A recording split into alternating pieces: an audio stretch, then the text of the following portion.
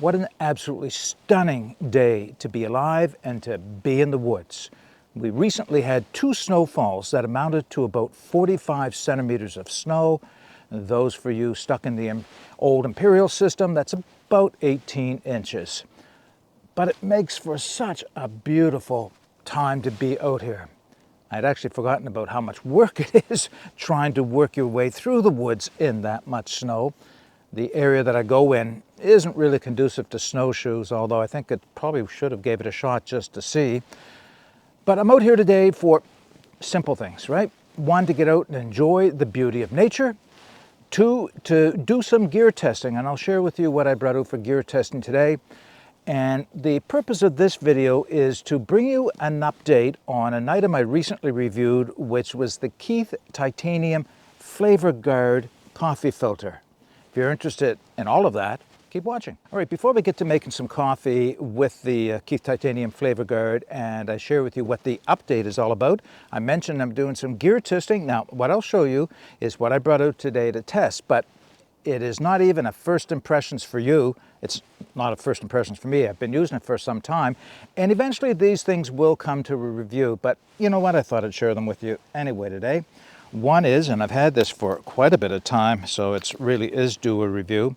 This is the Beavercraft AX6 crafting hatchet. You can see it's kind of a Viking type of a vibe. So much different than the last little hatchet that I reviewed from Beavercraft. This is really quite nice. Yeah, that'll come out eventually as a review. Let me put that back in its mask. So another one of the items I have that I'm doing some testing on today is the Work Tough Gear Nomad Bushcrafter in Scandinavian grind, and this is an update from one that I reviewed earlier. So this was designed by Zeke Minacho, and yeah, what another sweet little knife, right? I actually have a few of the different designs from Zeke, including another 2, 3 of the Nomad series, and yeah, so that will be coming for review at some point. Another thing has just arrived. It was actually stuck in the mail here. We had a postal strike for 6 weeks in Canada, and it just cleared up. But now, having said that, there's a backlog on mail and parcels and things. But this one did make it through to me, and this is a bushcraft knife made in Poland. It's referred to, I'm probably going to get it wrong, Dozen. Dozen, I believe, is the name. I know that it interprets as harvest. Cutting harvest. It's a complicated interpretation. I have been working with the maker on this. So what makes this different from other knives? Well, this uses 52-100 bearing steel, but it's the heat treatment that makes this really stand out. It's supposed to give it extreme toughness and extreme edge holding. Well, okay, that's yet to be proven, and I've only just started testing it. You can see it's got a little bit of wear on it, but it's quite a bit of ways from being ready to come out for review. Okay, and the last thing, well, you're going to see it in a minute. It's a wood stove, and the reason you're going to see it is because I'm making coffee, so I have to get my water hot on the wood stove, and then I'll show you how the adaptations for the FlavorGuard work. But I'm going to show you a few options before we get to that point. When I reviewed the Keith Titanium FlavorGuard filter, I did so at home because Keith had sent me a countertop titanium stand that this would be used with. So I have used it out in the woods, but I did not review it out in the woods. But rather than go into detail about the filter itself, I'll refer you back to that original video so you can see what it's all about, what makes this stand out and so amazing at the same time. During that video, I mentioned that Keith Titanium was working on a holder that would allow me to take it out in the woods, an item made from titanium. Well, that's true, and they are, and it's still working on it, but Keith contacted me shortly after I made the video and reminded me that they sent a holder for it that I could use out in the woods. I think the reason I didn't mention it at the time is because I thought it was only a temporary thing and would be replaced by something else. Having said that, though, this is included with the filter, and if you go to Amazon, and I'll give you the link to where you can take a look, they include what they called a complementary holder, and it's made from a ABS type plastic, and it's intended for use with the filter on top of a range of coffee cups, coffee mugs, or whatever you want to call them. It's not the final design yet. It still works, and yeah, I should have included that in the original video, but I'm going to talk about it now. But in addition to this, because let's see, it does have a few challenges I'll come to in a minute. I have a couple of other suggestions that I want to share with you, so let me get those now. So in the comment section of the last video on the FlavorGuard, one of my viewers, Tyler5017, made a suggestion that was, well, it was just so simple I had to do it.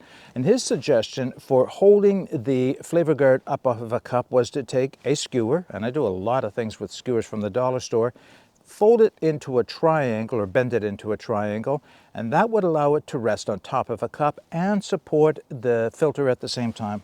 Well, Tyler5017, that's what I came up with, and you're absolutely right. It was just so easy to take two pair of pliers and bend it. Now, to show you how you would use it, I have to get my coffee cup of the day out. And there's a reason why I chose this specific cup. It is a Mountain Equipment Co-op thick double wall plastic coffee cup. Nothing special, right? Very, very inexpensive. I don't even think they're even made anymore. But I chose this specific one for a reason I'll get to in a minute. So if you're going to make coffee using the triangle, set the triangle on top, put the coffee filter on like that, put your coffee in, pour your water through. It doesn't get any easier than that. And if it's of a good size, it will adapt itself to just about any coffee cup, at least most of the ones that I bring out here. I can't imagine using this on anything bigger than it would support on. So that is one option. Now, another option is something that I came up on my own with, and longtime viewers may recall that I had purchased a couple years ago a collapsible silicone pour-over coffee maker from the Summit Summit. And I was not impressed, really. Honestly, I was not impressed. It looked very much like their X series mugs, except it had a filter in the bottom of it. So it was supposed to be something that would use without paper filters, a screen filter in the bottom. It just didn't work for me. It would clog up all the time. I had difficulty collapsing it and opening it up. It would just stop because of airlocks. You know, just a couple simple things. Well, I took the filter out of it. Actually, the filter, if you take it out once or twice, and those who own this device will know, the filter breaks and it's hard to get back in. And anyway, having said that, I thought, you know what? I think the FlavorGuard will fit inside of it. Well, here is the pour over from the Summit. Now, I cut the bottom out. Yes, I did. I did cut the bottom out for this, but it's a collapsible pour over that would sit on top of your coffee cup. Let me grab my coffee cup. Like this. And now my Keith Titanium fits inside of it perfectly. This is actually my favorite way of using it out in the woods, and the reason being is, well, especially out here today, we're right around the freezing mark, so it's not very cold, but this silicone will insulate the mug, and those of you who are starting to use this FlavorGuard knows that it can be a little slow allowing the coffee to drip through. It makes for a nice cup of coffee, but it does take a little bit of time. So having this silicone device does insulate it to a degree as well. So that's the one I prefer to use, but now I'm going to show you the one that did come with the FlavorGuard and my thoughts on using it, how it's supposed to be used, and my thoughts on using it. But it is what we are going to use for making the coffee today. Okay. Now, this is the way it comes. I'll give you a close-up of the holder. So it's somewhat funnel-shaped all by itself. They come packaged together like this. Makes it very easy to transport it, that is true. You'll see that there are a series of steps on the holder itself and a split down the side. Now, the purpose of the steps and the split is to allow it to be fitted to different size coffee cups. So each of those steps should pretty much come close to fitting on just about every cup in your collection, except for really big ones. I did find that out, that it'll only fit to a certain size. But the split serves a dual purpose. It allows it to expand a little bit, and it will accommodate a handle on the side. And that's the reason I brought this one out today, is because some of my others are handleless, and but I thought I would show it using with a handle. Now the idea is that you would put this down over the top, spread it apart, and push it down until it finds the right level. And when it does, it should hold on pretty stably, like that. All right, now we're ready to go. That's all there is to it. Simple, easy, works most of the time. And that's what I wanted to say about it. And part of the reason why I was waiting patiently for Keith to come out for an alternative is, if you don't sit it on the cup just properly, it can become unstable. In some cups, I don't think it's intended to fit on, or I shouldn't say it's intended, I don't think it is designed so that it will stay on all cups. So it's something that you're going to have to play with at home, somewhere where if it spills, it doesn't make a mess. But this will fit on most cups, but not all cups. And that's what I wanted to say about it. It's stable on most cups. Let's see, well, I've used it on this one, so hopefully it's going to remain stable on it today. But using it one time, the whole thing just kind of fell off and I had a terrible mess using it. So yeah, that's how it's designed to be used. All right, why don't we just make some coffee? Oh, there is one other comment I wanted to address that was in the last video as well. Now, who was the commenter? Sir Jazz. Sir Jazz made the comment and he kind of challenged me, and that was fine, that's okay, that I had said in the video that fines, the very fine powdered dust from coffee, do not make it through the super small microscopic holes in this. That's partly true. It's not entirely true. It depends on how fine your coffee is ground. Now, this gets to be a little bit more complicated, but I'll just put it out there very quickly and then move on. So if you grind your coffee very fine, not all the particles are the same size. Some are larger and some are smaller, of course, depending on the quality of your grinder. Now, I don't have a super fine restaurant quality grinders at home that will provide a consistent grind. So some of my grinds are larger and some of them are smaller. They call the super small ones fines. And yes, if they're small enough, some of those fines will make it through the filter and into your cup. But what I have found is that they are so small, it lays like a little bit of a, I don't want to say a sludge because it's not that much, but a little bit will be found in the bottom of your cup when you finish it up. Now, I don't see that as a deal breaker or even a detriment. In fact, I kind of like the extra body that the coffee gets when some of the fines go through into the brew itself. It kind of gives it a bit like French press. Anybody who drinks French press will know that it has a bit more body than anything that's run through a paper filter. So can you avoid that? Well, you may not be able to avoid it completely if it's, it depends on your grinder. Okay, so one, grind it. Grind your coffee and experiment with the different sizes of grinds if your grinder is adjustable and see what works for you. Also, I suppose what you could do is put your coffee in the filter ahead of time and shake it a little bit, and any superfine dust, or some of it anyway, not all of it, will make its way through the filter even before you brew the coffee.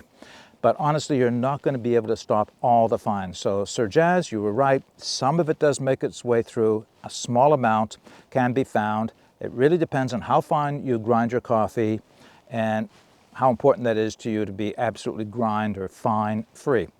All right, all that talk, let's make some coffee. All right, my water's hot. Quickly I'll set up my coffee cup.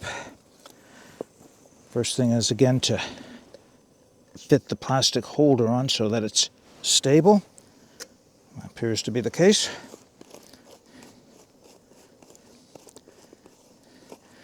I have some ground coffee. Ground fairly fine, a little finer than French press, but not super, super fine. And that should be enough, 2 tablespoons.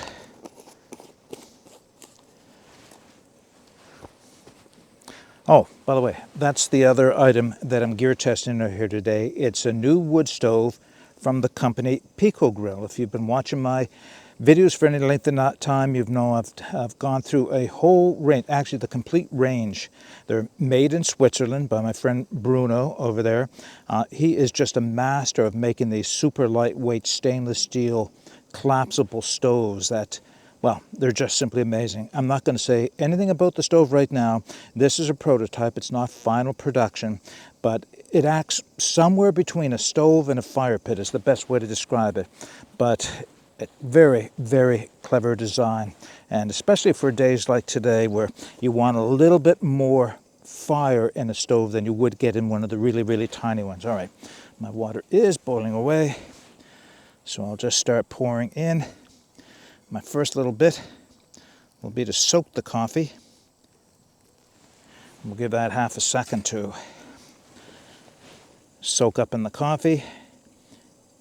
Kind of swells the coffee up, and then the rest of the water doesn't go through quite so quickly, and that gives a little bit more extraction time. Okay, here we go.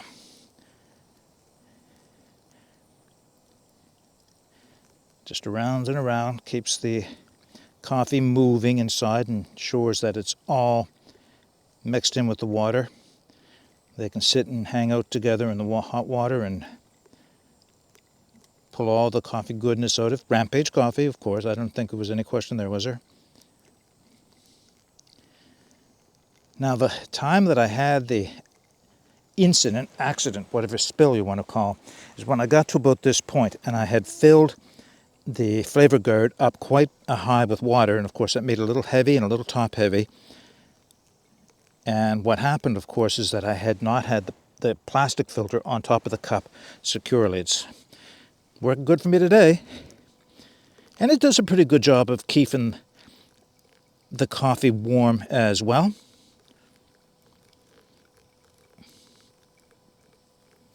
All right. Let me take that off. I think that's pretty much empty.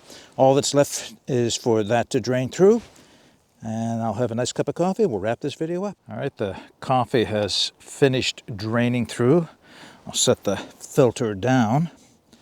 Cools off a little bit. It's easy enough to take the filter, tip it upside down over some type of a container like a plastic bag, give it a tap, and the majority of the grounds will fall through. And then after the fact, you can just kind of store the filter inside of the holder like that for easy packaging, taking it home.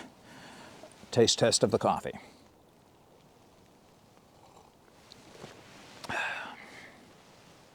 Oh, that's really, really, really nice. I can see the sun is directly in my face. I'm not sure how I'm showing up in the camera. I can't quite see it, but I can see that there's at least one log or tree kind of giving me shadow there, but hopefully you can see me clearly enough. What a beautiful day to be out here just sitting and doing nothing. No pressure to go anywhere. It's hard moving through the woods as it is, so I'm not all that tempted to push all that far in the woods today. But sitting back with a cup of coffee on a late afternoon doesn't get any better. It really doesn't. Okay, as I mentioned, I didn't give you a lot of details on how the Keith FlavorGuard works because I thought I would just put a link at the end of this video back to the other video where I go into a fair amount of detail there, and you can go back and see if it's something you're interested in. But what I will do is also put the link to where you can take another look at the FlavorGuard and Keith's website, which I understand momentarily somebody thought that they had been hacked. What in fact is happening is they're redesigning the website, so it's out of service, but you can look at this on Amazon. So I'll give you the Amazon links while the Keith site is out of service so that you can take a look at it. Yeah, if you have any comments or questions about the Keith FlavorGuard, then put them in the comments section below. As I mentioned, the links to the last video will be in the link in the video description as well. Stay tuned for eventual reviews. It does take me some time on that new stove from Pico Grill, the Dozen knife from Poland, and the Work Tough Gear Nomad Bushcrafter Scandi Grind. Did I show you anything? Oh yes, and the Beavercraft AX6 crafting hatchet. All right, until next time, get out and explore and take that path less traveled because it will make all the difference. Bye for now.